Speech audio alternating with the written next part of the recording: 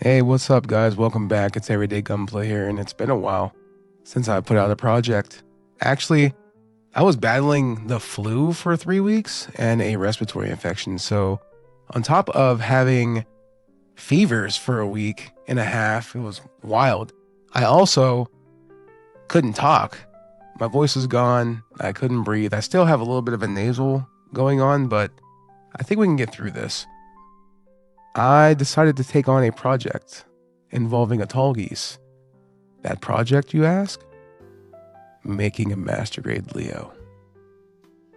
I started off with my paints, as you guys can see here. That's everything I've used for this project. And then I got to work. A little backstory. When I first got into Gundams, I was a lot younger. My cousins and uncles, they had been watching Gundam since the 70s when it came out. So I wasn't one of those people who first initially saw Wing as my first Gundam entry series. I actually saw Zeta Zeta, and I believe I saw War in the Pocket and 8th MS Team. Yeah. Then I got really into Wing because I forgot about those shows. I was a little bit younger before I actually saw Wing in 98. And then I fell in love with Gundam. And one of the first mobile suits you see outside of the Gundam is a Leo. And I was hooked. I loved Leos ever since. I wanted to pilot a Leo. I wanted a Leo to be a real thing. I said, oh my God, I hope that these become real one day because this is one of the coolest things I've ever seen in my life. And unfortunately, I was a young, naive kid, and my dreams and aspirations of that obviously never came to fruition. But it set me down this path of loving Gundam. I had already liked Gundam, but I didn't really remember it. Gundam Wing brought me back as a preteen, and I really, really got into it. And even to this day, I rewatch Wing and Endless Waltz. I read the mangas. I've read Frozen Teardrop. I don't even know how many times at this point. And I just really wanted more suits from that world. I have a couple of rare kits from the series, but all in all, Leos are up there, for me at least, as one of the most iconic grunt suits of all time. I think, in my opinion, next to the Zaku 2, the Leo is the quintessential grunt. And it's a very cool suit. Finding out later on that it had all these armaments. It could use beam weaponry. It could use beam sabers. It had beam cannons. It was space capable. It was aquatic. It pretty much was the Panzer tank of the after colonies. I mean, that's the only way I can describe that. It was the quintessential Panzer tank. What the Panzer tank didn't get a brand new upgrade for 20 years, the Leos were the standard for 20 years in the series. But anyways, I just want to give a little backstory on why I love Leos and how much it actually meant to me to be able to now get into this hobby and build one of these things, because Bandai hasn't made one, a Mastergrade of this thing. No third party company for some reason has made a Mastergrade of this kit, even though honestly I think the most capable person now would probably be, if they really wanted to like go out of their comfort zone and not build a Gundam and build a grunt, I think Fat Cat would crush a Mastergrade. But anyways, so I showcase you guys what I'm using paint wise. I use my Krios Gundam spray gun, excuse me. I also used both of my Black Widows for this project. I used Gundam color paint, Aqueous. I used some Cretex. I used some Deco, which is pretty cool. I love Deco. I also use Rhino. That's an off-brand. I don't know if you guys have used it before. It's pre-mixed. I also use my pre-mixed lacquer, and I swear by it. When you guys see it on the screen, pause it, go buy it. This lacquer is pre-mixed. You don't need to put anything else in it. You just put it in your air gun, in your spray gun, and you just go. It's already done for you. It saves me so much time. Yeah, it's like $5 online, but as you can see right here, I swear by this deco art, acrylic paint. Oh my God, this stuff is so good, guys. I tested out my new Black Widow fully on this kit. It was really good. It's almost as good as the Krios. Almost. It's not. If you wanted something in the same price range that's almost as good as this thing's $89 on Harbor Freight. If you have a member discount from the membership, you can also get it for, I believe, like $60. But this thing put in work. I did, as you can see here, all of everything you see painted here, I did with the Black Widow adjustable nozzle gun.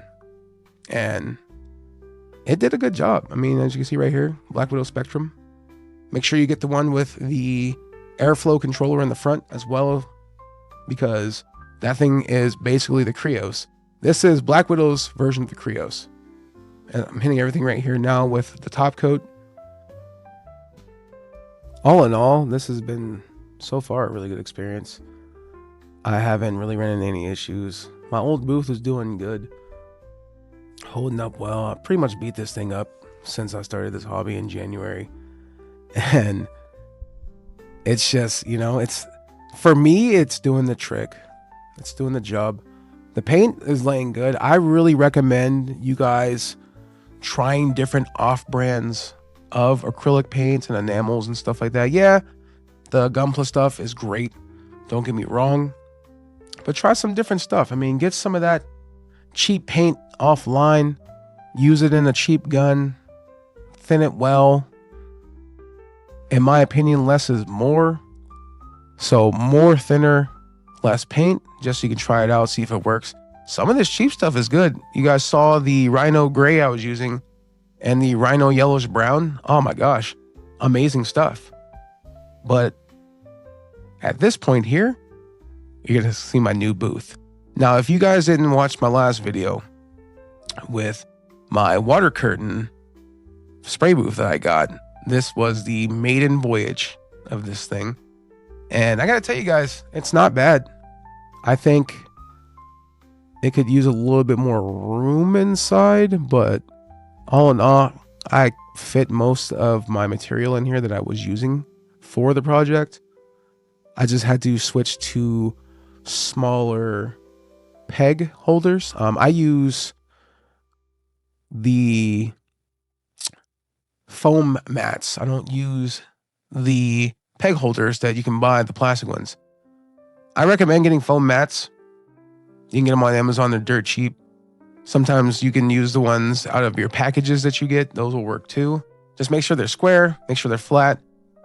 I always stack mine because one layer just isn't enough for some of the pegs because it's really thick. But as you can see here, it holds my stuff greatly, holds it well. Nothing's getting wet off of the water curtain. Highly recommend, if you can afford it, guys.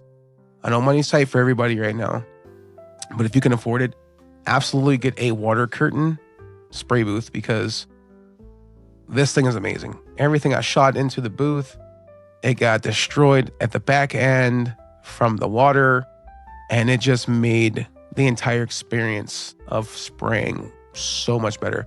I saw reviews before I bought one, and I'd settled on this brand simply because of the ease that I could get rid of the water when I'm done, because you will have dirty water. It's just inevitable.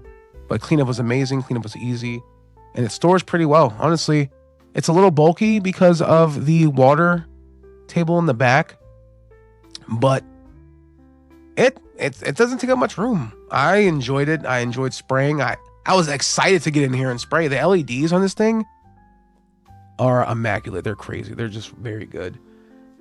And it was overall just a really good experience with this booth. But anyways, back to the paint job. So right now I'm using drab green. Now drab green is a actual military paint they used back in the 60s. I believe they started using it around the 40s, 50s, 60s for military vehicles. If someone in the comments wants to correct me on that, please do.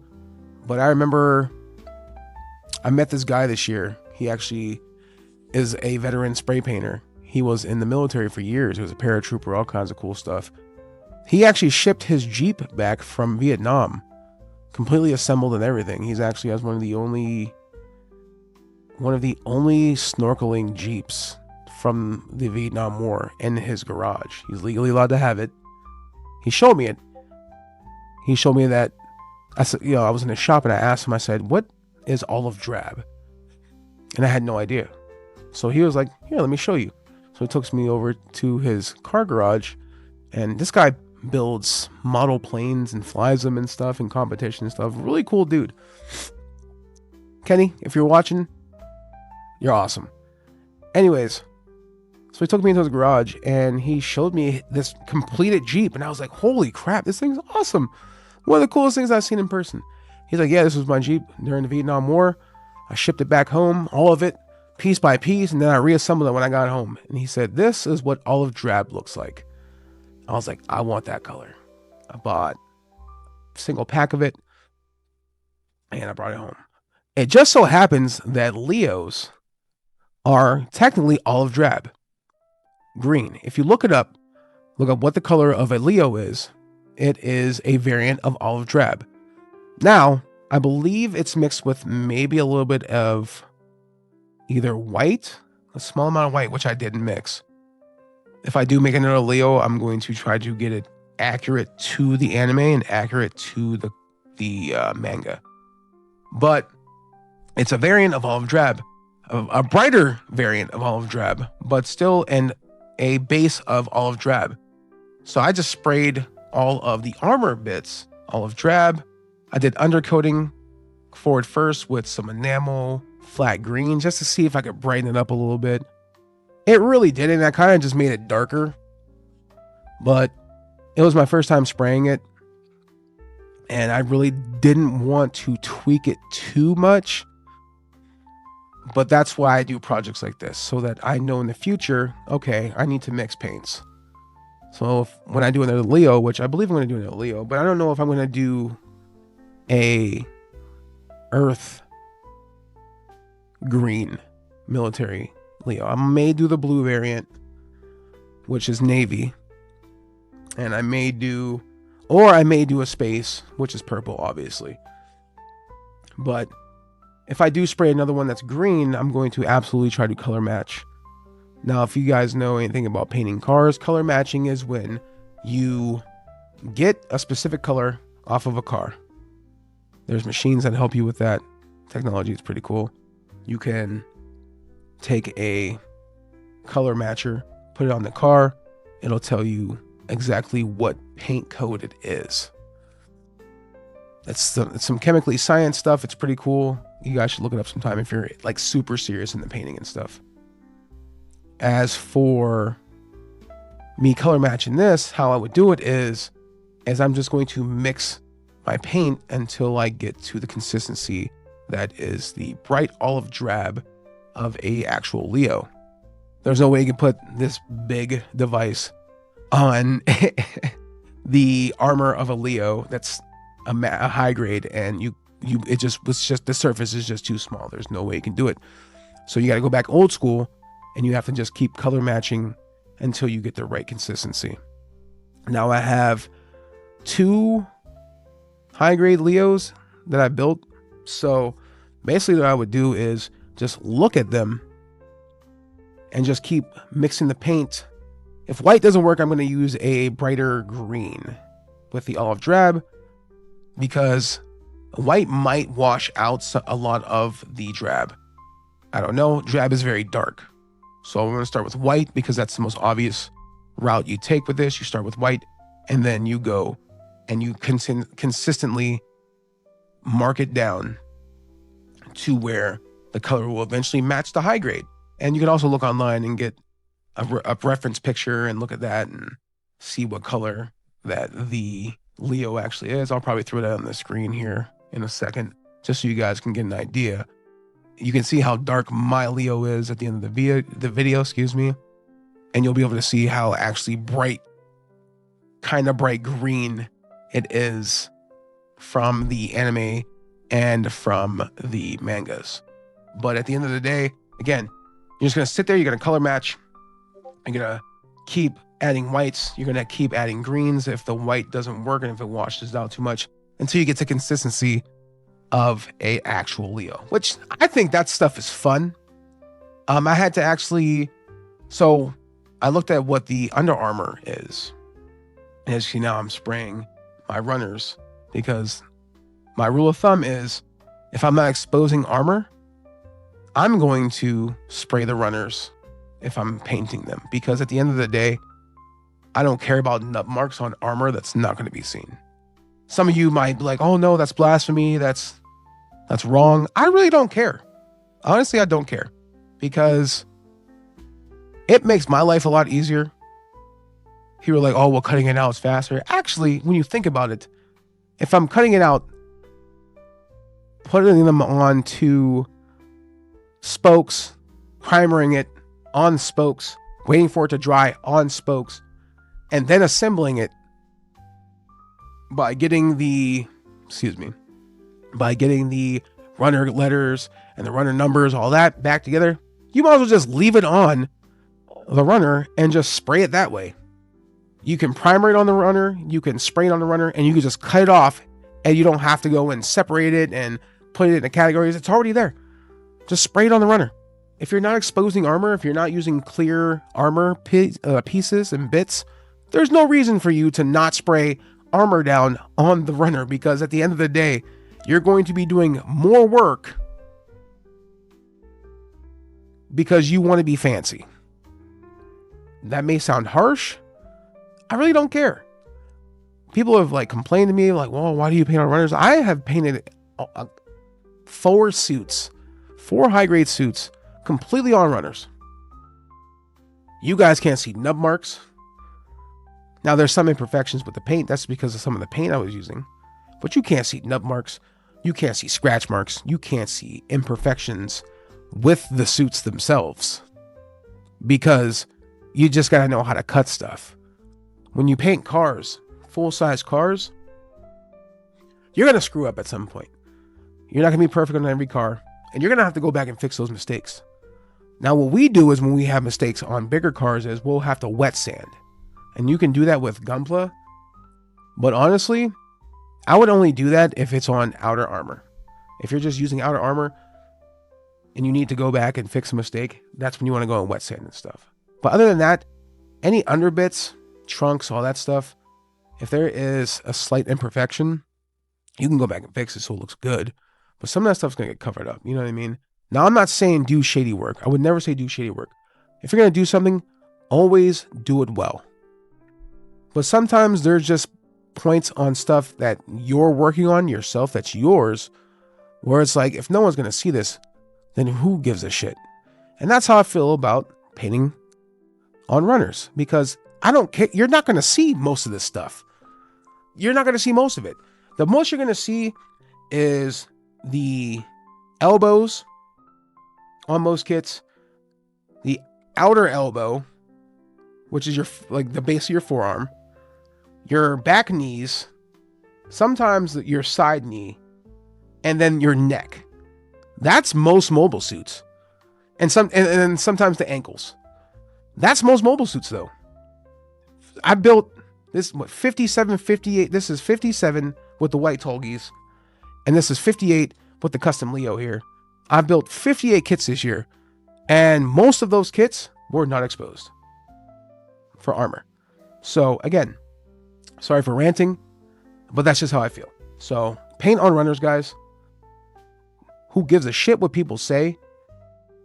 In my opinion, painting armor on runners is faster than cutting it all off and painting it individually. Because if most of it's not exposed, who gives a fuck how it looks on the edges?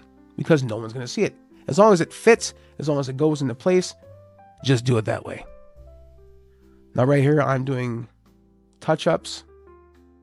I apologize for the camera going in and out of quality. Right now, I'm doing the Leo's machine gun. So the way that the arm pegs work for the arm and leg pegs kind of suck. They're not long enough, in my opinion. I don't know if that was a Daban only feature because I haven't bought any Mastergrade Leos, or excuse me, Mastergrade Tall Geeses. I have the Tall Geese 1, 2, and 3 now. I haven't bought any from Bandai, so I have no idea if the arm pegs are as small as they are on these kits. Oh, shout out to Musu Black Paint. This is literally the blackest paint that you can buy. My only gripe with this paint is that when it dries, so when you spray like Cretix and all that stuff, Vallejo, all those other popular brand blacks, it feels like plastic. This, when it dries and it's done, it feels like Velcro. Not Velcro. Oh my god, what is it? What is that? It's like carpet. That carpet feeling. It's not, felt. Is that what it is? Like it feels like felt. I believe that's the proper material I'm thinking of. It feels like felt, and it feels so freaking weird on your fingers, man.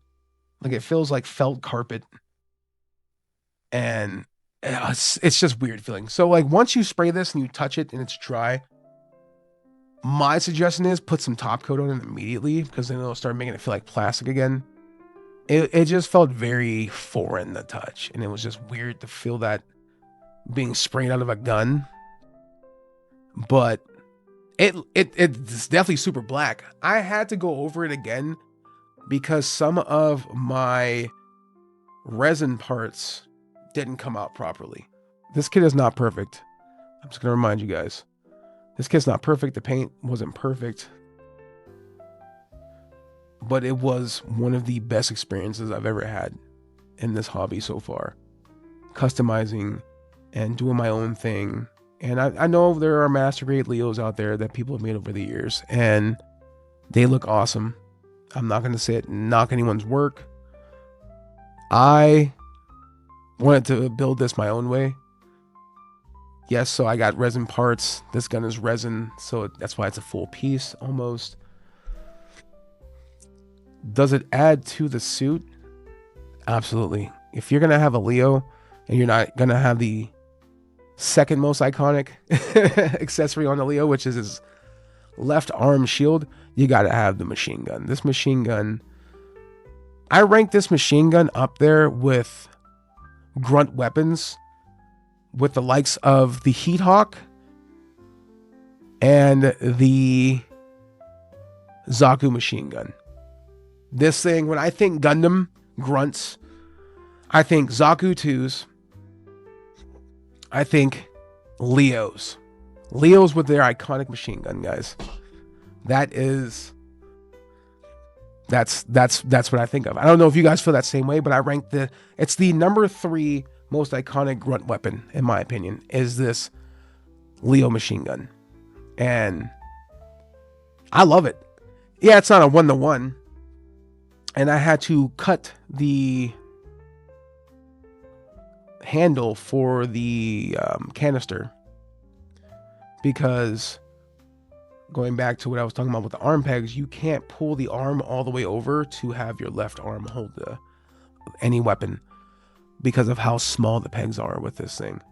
So I had to cut the canister handle so that I could get somewhat of a grip over there with the left arm.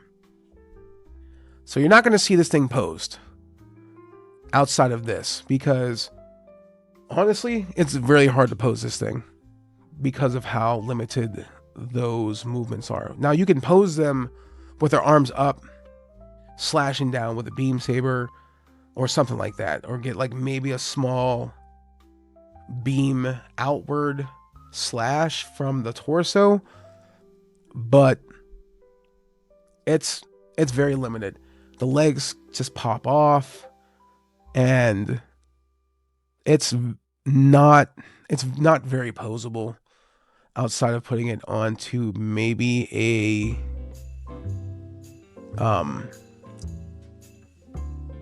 tray to pose it on, you know what I mean?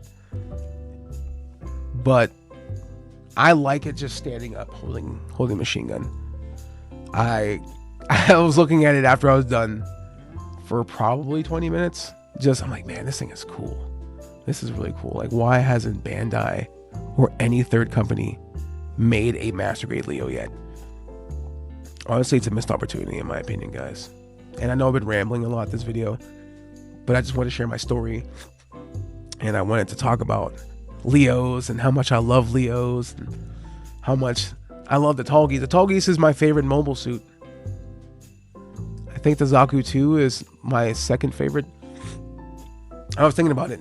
Favorite grunts for sure are Leo and Zaku's.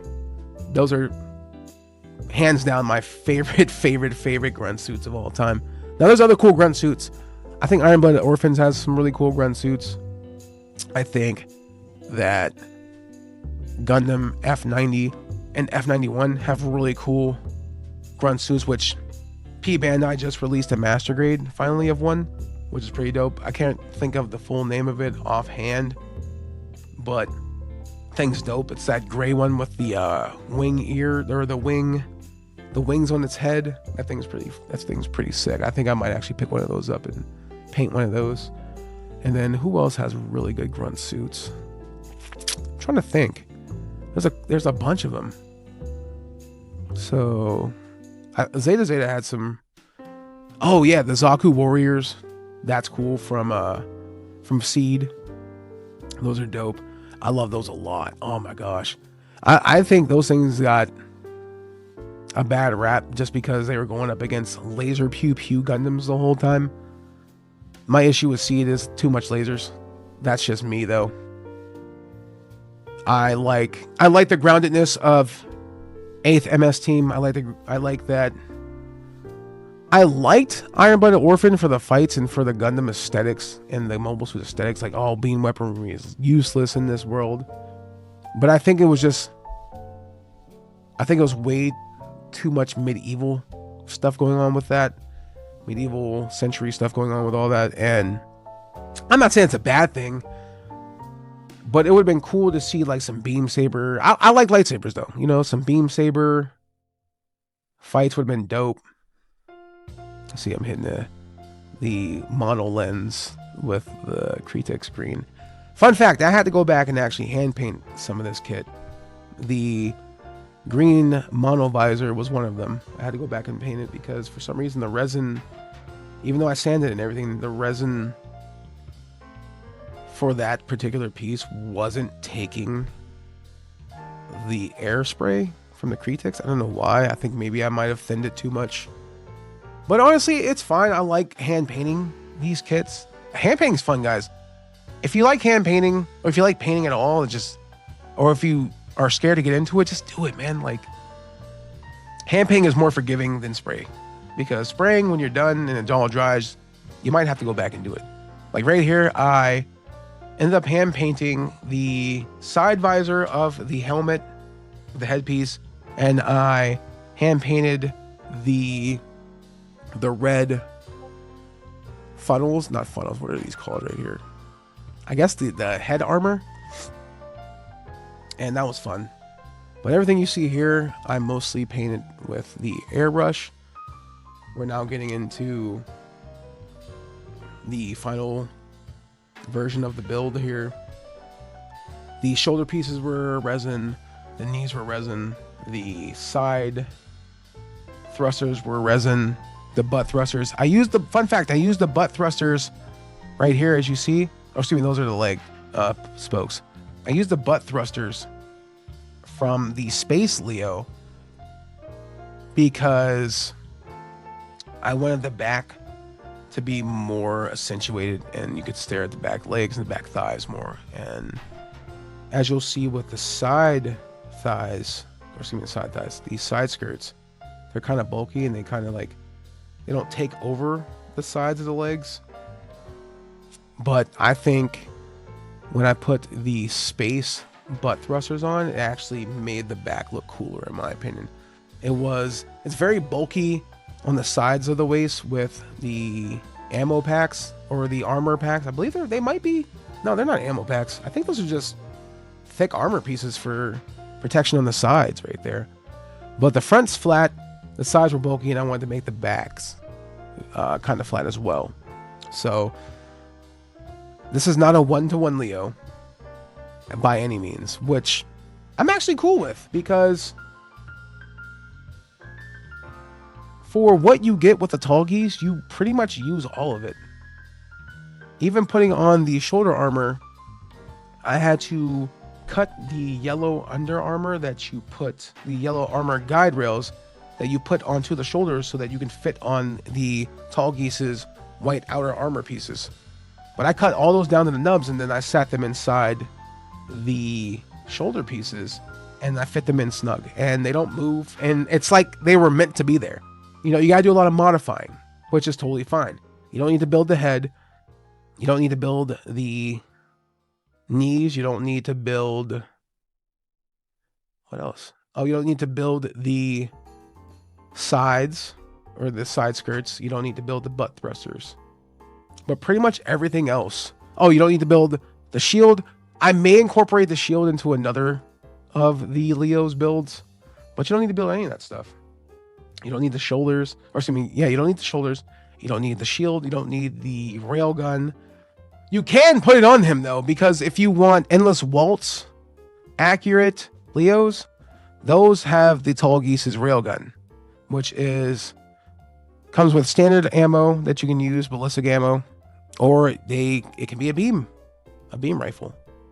But as you guys can see here, I am nearing the very end of this amazing build so far, and as you can see right there, look at that thing. Oh my gosh, it looks so cool. It's probably the coolest thing I've done so far since starting this hobby, guys, and I can't tell you guys how excited I am for this.